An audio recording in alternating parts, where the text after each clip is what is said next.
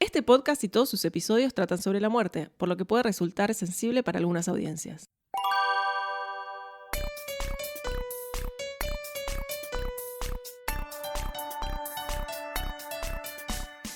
Antemort es un podcast que trata sobre la muerte, pero no de una manera oscura y solemne.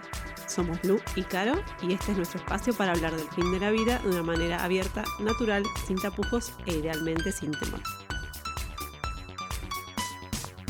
La última etapa de una vida puede ser un momento de mucha confusión, malestar, incluso de soledad. Una edad avanzada, un diagnóstico sorpresivo o una simple inquietud sobre la finitud de nuestra existencia pueden ser disparadores de un proceso de mucha reflexión y dudas. Por suerte, hay personas que se dedican a acompañar estos momentos, algunos desde un lugar estrictamente médico, pero otros desde un lado que atiende lo emocional y cuestiones prácticas, como es el caso de las dulas de final de vida.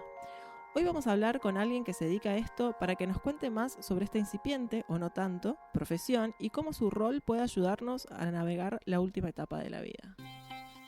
Buenas, bienvenidos y bienvenidas a un nuevo episodio de Antemort, donde seguimos entrevistando a personas que nos súper interesa lo que hacen, así que queremos compartir con la audiencia todas esas preguntas e inquietudes que tenemos sobre su actividad, ¿no, Caro? Así es, hoy nos toca una dula de final de vida. Sofía Tiscornia es dula de final de vida, formada en Asociación El Faro, es licenciada en Servicio Social y tiene amplia trayectoria y formación en el ámbito de la salud. También está certificada en cuidados paliativos y es creadora de Espacio Asia, una propuesta de acompañamiento integral para personas en la etapa final de sus vidas. Además, junto a otras dulas de final de vida, lleva adelante Death Cafés presenciales y virtuales en Argentina y es parte de la Red Latinoamericana de Acompañamiento en Muerte y Duelo. Bienvenida, Sofía, ¿cómo estás? Hola, bueno, gracias por recibirme. Gracias por venir. Sofi, para empezar, te queremos pedir, ya que justo hablábamos de eso en la introducción, ¿qué hace exactamente una dula de final de vida? Bueno, exactamente es difícil porque el rol de la dula va a depender de la persona que estemos acompañando, de la familia y también de la dula, ¿no? Porque las dulas somos diferentes y tenemos propuestas dentro de nuestra práctica diferentes. Pero en términos generales, una dula de fin de vida o una dula de muerte acompaña a las personas y a su entorno en esos momentos finales de la vida, que puede ser en el antes, en esa etapa final, en el momento de la muerte, puede acompañar ese momento tan único, y también en el después, ¿no? Como puede ser el armado de funerales o las celebraciones o ceremonias de homenaje a esa persona que murió. El tipo de acompañamiento que se hace puede ser muy diverso y tiene que estar ajustado a lo que cada persona necesita en ese momento, ¿no? Hay algo de frescura que se necesita cuando uno se enfrenta a una nueva persona, a una nueva familia. Pero pueden ser desde aspectos emocionales, ¿no? Desde un espacio de escucha, de mucha presencia, en donde la compasión es algo que está como muy presente, desde lugares espirituales, ¿no? También acompañando esas necesidades espirituales que suelen surgir en el final de la vida, que tienen que ver con el legado, la trascendencia, el cierre biográfico, las despedidas. Y después desde cuestiones más prácticas, como pueden ser el armado de directivas anticipadas, el pensar, bueno, cómo quiero que sea mi funeral, que ustedes hablan un montón de esto, no hace falta estar en el final de la vida para pensar esto, pero bueno, cuando la muerte está cercana, es un buen momento, digamos, para pensarlo y ocuparse, ¿no? También de gestionarlo. ¿Y quién llama generalmente a estas dulas? Bueno, es una gran pregunta que también me hacen a mí, ¿no? Como, bueno, si te tengo que recomendar, ¿a quién le digo? ¿A la persona que se está muriendo? ¿A la familia? Y la realidad es que puede llamar cualquiera, ¿no? Puede llamar la persona que está en una situación de muerte cercana, ya sea por vejez o por enfermedad, que sepa que su muerte está cercana. Puede ser la familia, puede ser los amigos, porque hay algo que yo siempre digo que es que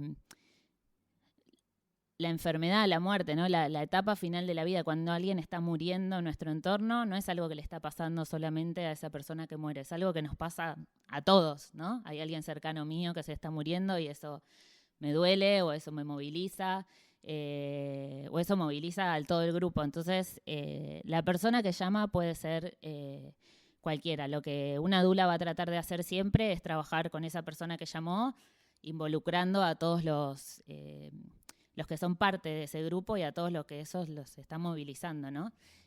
Para tener en cuenta los puntos de vista de todos y porque muchas veces parte del trabajo de una dula también es facilitar esas conversaciones difíciles por ahí entre la persona que está muriendo y su entorno, entre la persona que te llamó, que por ahí no es la persona que se está muriendo, pero sí con ese ser querido. Y ahí podés trabajar, si por ejemplo la persona que está en ese proceso no quiere ser parte, vos podés igual trabajar con la persona que te llamó, por ejemplo un amigo que te llama y la otra persona no quiere saber nada. Sí, no es un acompañamiento psicoterapéutico, digamos, ¿no? Pero sí es un acompañamiento que puede ser en términos de la preparación para ese momento final, porque puede ser que la persona que esté muriendo por ahí no esté con ganas o disponible de hablar de su muerte o de preparar lo que sea, las circunstancias de su muerte, pero puede ser que su entorno sí esté disponible para preparar eso, ¿no? Entonces por ahí es como abrir esa conversación de, bueno, ¿qué pasa si mi familiar está inconsciente, no puede expresar sus deseos y yo qué tengo que hacer, ¿no? Me quedo con la duda. Entonces, bueno, por ahí ayudar a facilitar esa conversación. Estaría bueno también que nos cuentes qué diferencias encontrás o qué similitudes encontrás con cuidados paliativos y de hecho también con, que es diferente, una dula de nacimiento, que como cuáles son las diferencias para que la audiencia identifique bien el rol. Bueno, con los cuidados paliativos la principal diferencia es que la dula trabaja por fuera del sistema sanitario, ¿no? Como que los paliativistas están dentro de un sistema sanitario, dentro de un sistema de salud, dentro de una institución, y la dula está por fuera. Si bien puede complementar y siempre complementa ese trabajo y fomenta también la atención en cuidados paliativos por parte de las personas que están en esa situación, la gran diferencia para mí es eso, ¿no? Que la dula no es una profesional médica. Eso en principal. Y después hay momentos que se tocan y hay momentos en que se diferencian mucho, ¿no? Porque una dula no trabaja sobre las decisiones terapéuticas, si bien puede fomentar a esa persona que pueda hablar con los profesionales de la salud o acerca de sus voluntades, las directivas anticipadas que quiere escribir. Hay cuestiones que pueden estar en común o en donde nos podemos cruzar. Por ejemplo, puede ser la dimensión espiritual. Los paliativistas no son solo médicos, sino que trabajan interdisciplinariamente. Pero bueno, trabajan la parte espiritual y las dulas también, ¿no? Cultivamos esa parte espiritual en las personas que acompañamos, si es que esa persona quiere entrar en contacto con su espiritualidad, que suele surgir. ¿Y por qué crees que hacia el final de la vida suele surgir, como os decís, algo con la espiritualidad, alguna inquietud ahí? Bueno, creo que tiene que ver con, primero que todos somos seres espirituales, ¿no? Acá nosotros tenemos como una tendencia a igualar espiritualidad con religión, que es muy diferente porque la religión es una cosa que tiene que ver con creencias, con ritos, con ceremonias especiales o desde lo institucional. Todos somos seres espirituales, así como todos tenemos una dimensión física, emocional, tenemos una dimensión espiritual que tiene que ver con qué es lo que creemos del sentido de la vida, del sentido de la muerte, ¿no? Cómo nos aproximamos a estos misterios como la vida y la muerte, que son únicos o pueden tener cosas en común con otros, pero son particulares. La espiritualidad, digamos, lo que empieza a surgir en el final de la vida muchas veces tiene que ver con esto, con, bueno, qué sentido tiene mi vida, tuvo mi vida, va a tener mi vida de acá a que me muera, ya sea el tiempo que me quede, con el legado, con la trascendencia, ¿no? Qué es lo que quiero dejar a otros, cuál quiero que sea el impacto de mi vida en otros,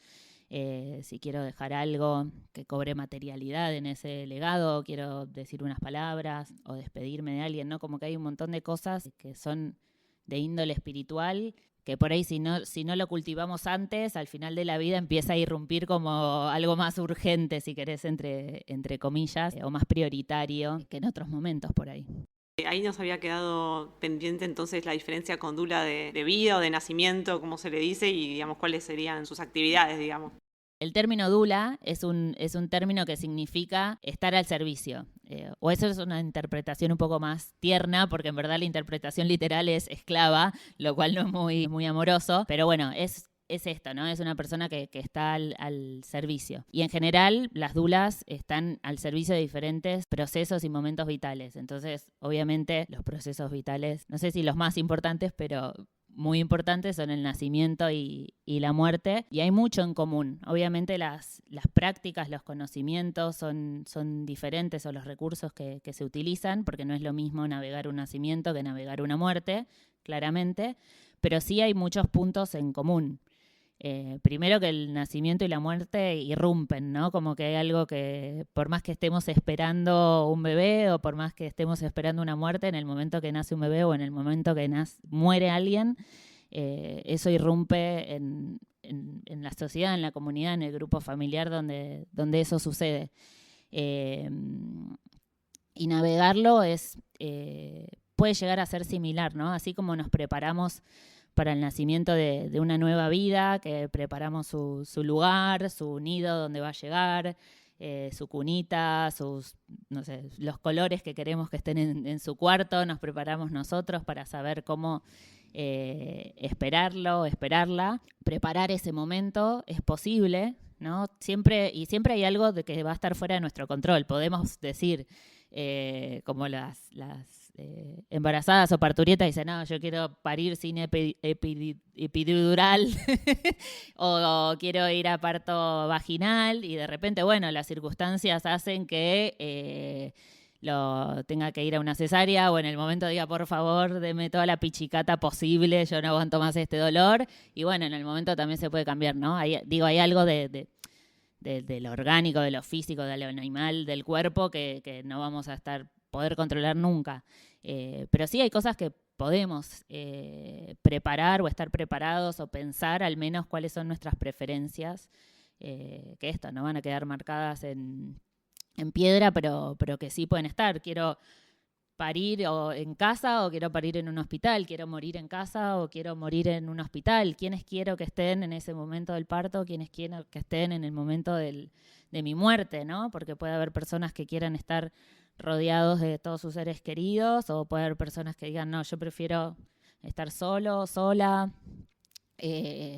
o quiero estar escuchando esta música, o quiero, no sé, hay un montón, o oliendo esto, o viendo esto. Hay un montón de cosas que tienen en similitud en cuanto a cómo podemos prepararnos, ¿no? Que es también el rol de la dula.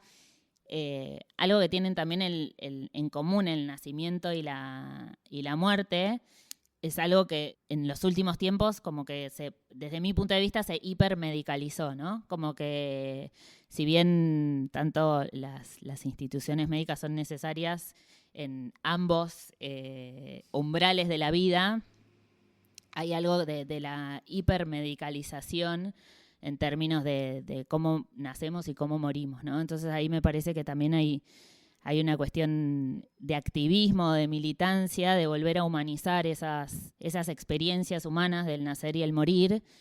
¿Y a vos qué te llevó a hacer esta formación de dula de final de vida? Bueno, a mí me llevó principalmente la curiosidad, y creo que tuve también una especie de memento mori, ¿no? Como de ser consciente de mi propia finitud, pero fueron muchas cosas que convergieron en un camino, en una apertura de un camino que me llevó a eso. Muchas dulas les pasa acompañan a algún familiar y ahí descubren lo que es el acompañamiento en fin de vida, o acompañar a alguien a morir, y después ahí descubren que hay formaciones, que hay gente que ya lo está haciendo y se meten en el camino. A mí no me pasó eso.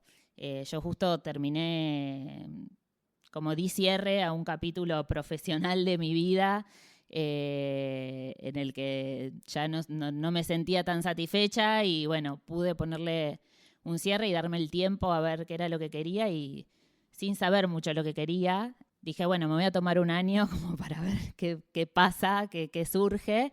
Y dije, bueno, puedo aprovechar para estudiar, y empecé a ver que, como yo venía trabajando en salud, qué posgrados hay en relación a salud, y ahí, bueno, vi el posgrado de cuidados paliativos y lo empecé. Dije, total, lo empiezo, cualquier cosa lo puedo dejar. Y nada, me empecé a meter, y ahí descubrí lo que era el rol de dula, a través del Consejo de Trabajadoras Sociales, que dieron un curso y mencionaron el rol de la dula. Y entonces, bueno, ahí empecé a averiguar. En Argentina no había formaciones, me contacté con gente de afuera, internacional, y justo me avisaron que se dio la primera formación en Argentina. Entonces, bueno, fui parte de la primera camada de dulas formadas en Argentina en el Faro. Sofi, entonces un poco, ¿en qué condición tendría que estar alguien para llamar a una dula de final de vida? Digamos, esa persona o familiares, ¿en qué condición más o menos ya debería estar como para ir por ese camino? Bueno, lo más común es que nos llames personas que ya están con la muerte cercana, ¿no? Que ya están conscientes de que están navegando ese final de vida y una muerte próxima. ¿Qué es próxima? Bueno, no necesariamente tienen que ser 3 días, ni 2 semanas, ni un año. O sea, puede ser en el momento que cada uno lo sienta y le resuene. Pero la condición principal para mí es la disponibilidad a navegar esto con acompañamiento y a traer esto, mayor conciencia, ¿no? Lo que una dula puede traer en su acompañamiento, mayor conciencia, mayor preparación. Yo creo que la condición básica es esa, estar disponible para hablar de esto, para traerlo sobre la mesa, para ponerlo en el grupo familiar. Y después eso es lo más común, pero después podemos trabajar, digamos, con una persona que no necesariamente tenga un diagnóstico o sepa que su muerte está próxima y que igual, qué sé yo, tenga ganas de preparar sus directivas anticipadas o tenga ganas de pensar en cómo quiere que sea su funeral, y también podemos dar apoyo en esas situaciones. Y parte de lo que hacemos también es, como dulas, es trabajar en esto de una especie de activismo, de militancia para, como ustedes, ¿no? Que se hable más de la muerte, para que todos estemos preparados. Incluso las directivas anticipadas es algo que yo recomiendo a todos que lo hagamos. No es lo mismo hacerlo cuando uno ya tiene una enfermedad progresiva o terminal o crónica avanzada o lo que sea, que uno ya va hablando más de esto con los profesionales de la salud porque ya sabe lo que le puede pasar en su pronóstico. Pero ante cualquier situación inesperada, digamos, el famoso a mí desenchufame, es algo que si no lo dejamos por escrito, la persona que nos represente legalmente va a ser quien lo tenga que decidir, ¿no? Y ahí, por ejemplo, ¿cómo sería un caso, digamos, no sé, modelo? Por ejemplo, yo te llamo por una persona X, un ser querido, alguien cercano que está transitando con un diagnóstico, el final de su vida. Vos te contactás, ¿cómo sería un primer día? O sea, ¿cómo sería ese contacto y ese acercamiento a la persona y cuáles serían los pasos a seguir dentro de tu actividad? Bueno, ahí es, digamos, la persona que me llama, en general tenemos como una primera entrevista para conversar acerca de cuáles son las necesidades, el motivo del por qué está llamando, esto que hablábamos antes, ¿no? Bueno, si no es la persona que está muriendo, si la persona que está muriendo, digamos, está de acuerdo con el acompañamiento, si va a participar. Bueno, y después de esa primera entrevista, que generalmente es telefónica o, digamos, online, ahí pactamos una serie de encuentros. Pueden ser virtuales, a mí me gustan más presenciales, pero puede ser de acuerdo a la necesidad, disponibilidad de cada persona. Y vamos pactando encuentros, ¿no? Que pueden ser semanales, quincenales, de acuerdo también a la situación particular de cada familia. Generalmente me acerco yo a las casas, o si está en hospital. Y así vamos teniendo encuentros y viendo y planificando un poco cómo va a seguir de acuerdo a las cuestiones que vayan surgiendo. ¿Y en qué momento termina el involucramiento con la persona? ¿Es necesariamente al momento de la muerte o antes mencionabas también temas de velorio y demás? Bueno, ahí es lo que decía, ¿no? Cada dula tiene como su cartera, digamos, de acompañamientos o de recursos dentro de su acompañamiento. No necesariamente termina en el momento de la muerte. De hecho, puede terminar antes, pues puede ser que de repente no estemos ahí acompañando el momento de la muerte, que hayamos acompañado toda la preparación, pero que el momento de la muerte no sea un momento en el que estemos ahí presentes. También podemos estar en el después, ¿no? En la preparación, en la colaboración, incluso en la celebración de los homenajes, de los rituales de despedida. Podemos estar ahí tanto acompañando como gestionando, ideando e incluso dirigiendo, ¿no? Como esas ceremonias. Después también hay una parte que a mí me encanta, que todavía yo no lo ofrezco, pero que es algo que estoy ahí preparándome para poder ofrecerlo, que es el tratamiento del cuerpo.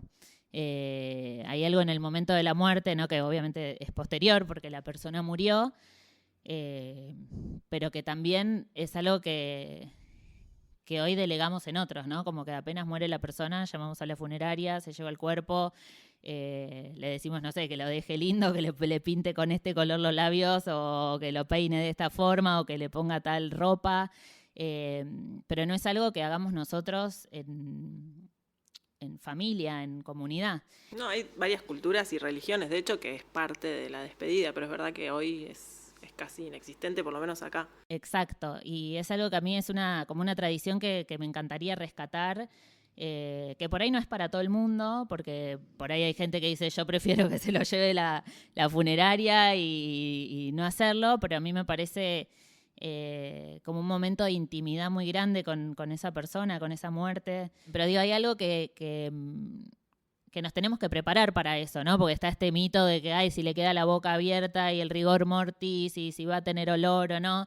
Entonces, bueno, nada, yo estoy tratando de prepararme para poder acompañar esas situaciones, no desde el temor, sino desde lo amoroso de poder tratar el cuerpo. Y sí, son prácticas que se empiezan a dar, o sea, muchas dulas después terminan en este término que en inglés se llama midwife, pero que puede ser matrona, se traduce matrona, a mí no sé si me termina de convencer tanto, pero es como una especie de partera, ¿no? que sí trabaja con el cuerpo, a diferencia de la dula, que por ahí de nacimiento no trabaja, y está la partera, bueno, un poco dula y matrona de muerte, que me parece re interesante. Que ahí también comparten con el nacimiento. Exacto. El tema del término.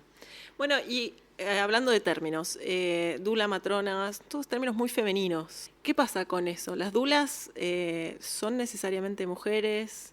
¿No? ¿Cómo funciona?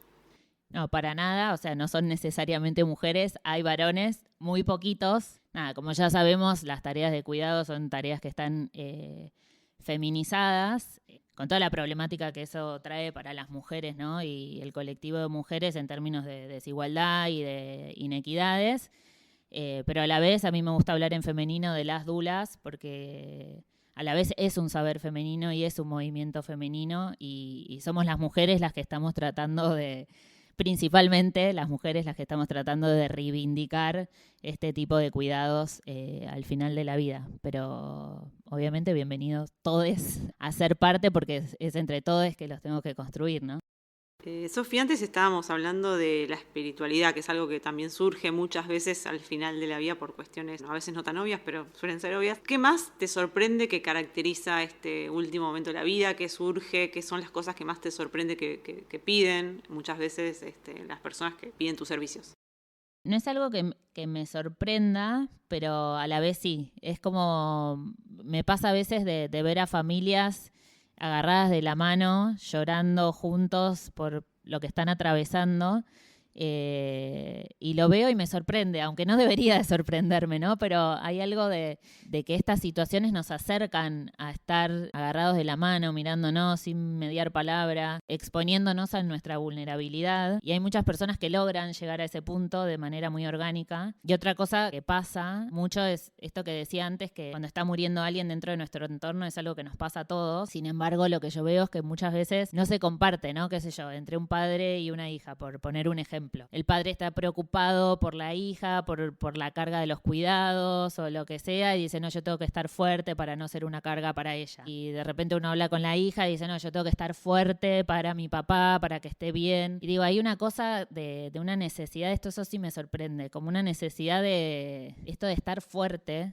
¿Qué significa estar fuerte, no? Cuando tenemos la oportunidad de por ahí seguir sosteniendo al otro, ya sea la persona que está muriendo o el que está acompañando, de poder hacerlo desde un lugar de vulnerabilidad. Eso me sorprende, que a veces es muy orgánico y a veces cuesta un montón llegar a ese lugar de vulnerabilidad, de abrirse, de poder hablar de lo que está sucediendo, que lo podemos hablar como independientemente o aisladamente, pero a veces hablarlo entre las propias personas que integran ese grupo familiar, no es tan fácil. Y una de las cosas que surgió en una investigación muy interesante que está sucediendo entre el mundo paliativista, que es trayendo la mirada de los pacientes, una de las cosas que más surge es en el final de la vida dicen que les hubiera gustado o les gustaría que se hable más de la muerte, pero es más de un 80% de las personas que dicen que estando muriendo dicen de esto hay que hablar más. Eso estamos trabajando, perdón que te interrumpa. Sí, y está buenísimo que seamos desde muchos sectores, ¿no? Pero eso de hablar de la muerte, aún estando la muerte inminente, es como que muchas veces no es tan fácil. Bueno, Sofi, ¿por qué crees? Justamente venías hablando del tema de hablar más del tema. ¿Por qué crees que cuesta tanto hablar de la muerte en nuestra sociedad? Es una de las preguntas obligadas de antemuerte. Creo que hay cuestiones culturales, digamos, occidentales, capitalistas, en términos de lo bueno. Y creo que primero nos cuesta mucho integrar, como que la muerte es algo malo y nos cuesta integrar que es parte de la vida, ¿no? Como algo más natural. No, una de las cosas que me pasa, por ejemplo, cuando cuento que me dedico a esto o qué es lo que hago, es como, viste, va de retro, como no, lejos, como si hablar de la muerte la trajera. Hay algo como desde... más allá de lo cultural, que podemos pensar en nuestra cultura occidental capitalista, ¿no? Y de en qué se sustenta, que la primera reacción es esto de que hablar de la muerte, bueno, me voy a morir mañana o la voy a traer principalmente. Después creo que, bueno, en las cuestiones culturales que nos cuesta hablar de las cosas que nos traen dolor en general. Esto de promulgar todo el tiempo la vida, el autosustento, ¿no? La autonomía.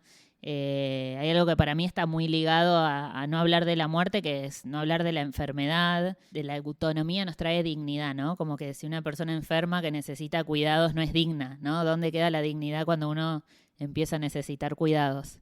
Y lo real es que todos necesitamos cuidados en algún momento de nuestra vida, ya sea al inicio o al final probablemente. Como que la enfermedad y la muerte nos quita la dignidad en algún punto, que me parece que es uno de los grandes temas a derribar.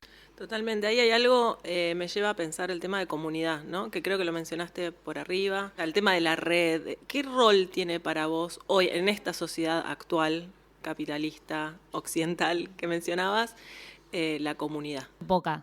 Creo que como comunidad hemos logrado reunir muy pocos recursos para los cuidados, especialmente en el final de la vida, ¿no? Por ejemplo, desde el sistema sanitario, que existen los cuidados paliativos, y por suerte en Argentina hay muchos equipos, pero no es suficiente. Digamos, está estudiado, por ejemplo, que a nivel mundial menos del 20% de las personas que se beneficiarían de tener cuidados paliativos lo reciben. Y si trasladamos eso a Argentina, aunque no sé los números concretos, probablemente sea menos del 20%. Entonces, ya de por sí en la forma que nos organizamos con las instituciones públicas o privadas, pero dentro del sistema sanitario regulado, ya es poco el acceso a los cuidados en el final de la vida.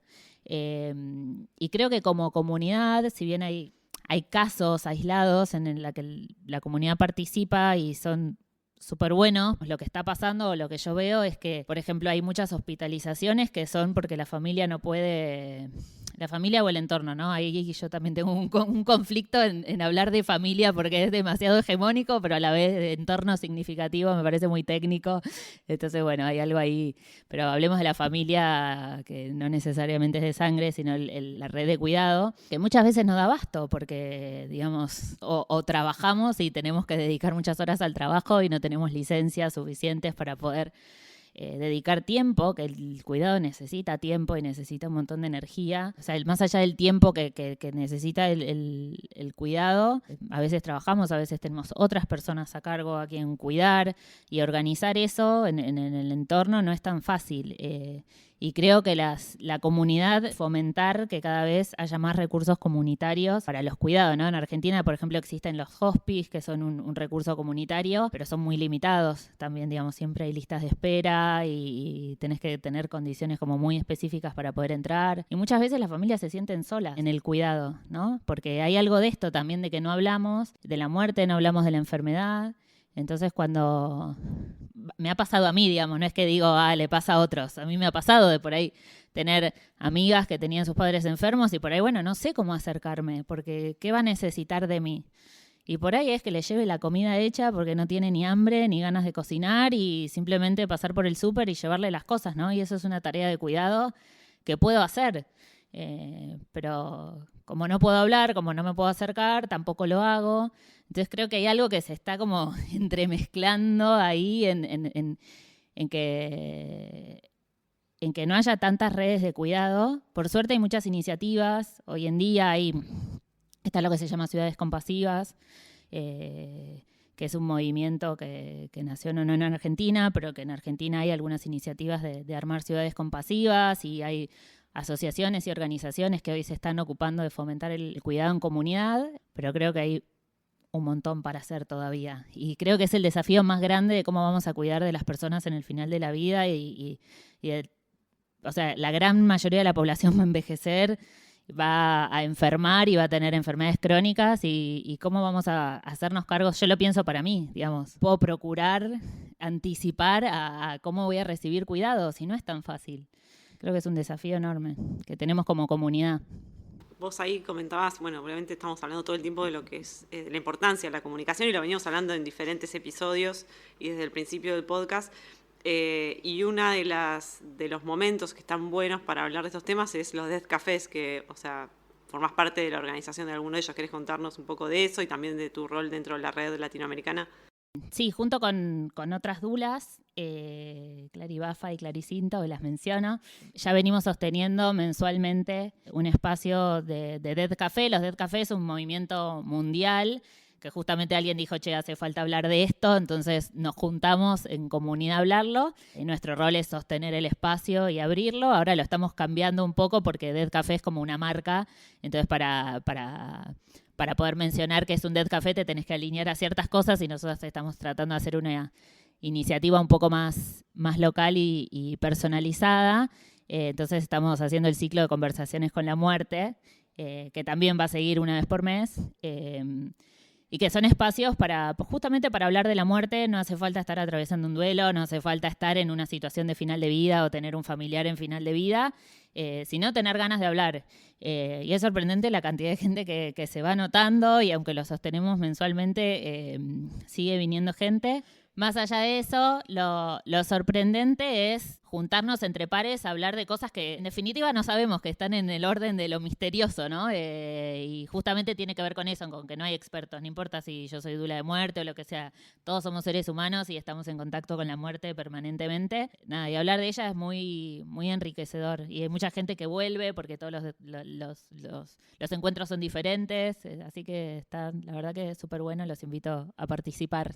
¿Eso lo publicás en tus redes? Sí, eso lo publicamos, bueno, cada una en su red, yo en la mía, mi proyecto profesional que es @espacio.asia, Asia con H y C, como de Irasia. Sí, ahí publicamos siempre los encuentros y las actividades y los talleres que hacemos. Y respecto de la red, que bueno, invito a todas y todes y todos los que quieran sumarse a participar, a los que estén en este movimiento de acompañar en la muerte y el duelo, a sumarse. Es una red en donde nos encontramos todos los que estamos acompañando o pensando o militando en diferentes cosas que queremos hacer en relación a la muerte en Latinoamérica, en donde nos potenciamos como dulas o como acompañantes, y es súper enriquecedor. Todos los años hacemos encuentros presenciales, lo cual invito a participar también, y también a seguir en redes, que es @redlamuerte, que ahí pueden ver hay muchos lives y contenidos en relación a Latinoamérica y el rol de las dulas también. Bueno, Sofi, muchas gracias. Hemos cubierto creo que bastante, creo que quedó bastante claro el rol y la importancia de este rol de las dulas, de final de vida o de la muerte. Así que te agradecemos mucho todo tu tiempo y tu conocimiento y estás invitada a volver cuando quieras. Gracias, Sofi. Y bueno, como siempre, el mensaje es sigamos hablando de la muerte. Gracias a ustedes, me parece súper importante tener estos espacios para hablar del rol, pero sobre todo para seguir hablando de la muerte y todo lo que nos moviliza alrededor de ella, con la ilusión de que podamos cambiar algunas prácticas y humanizarlas más.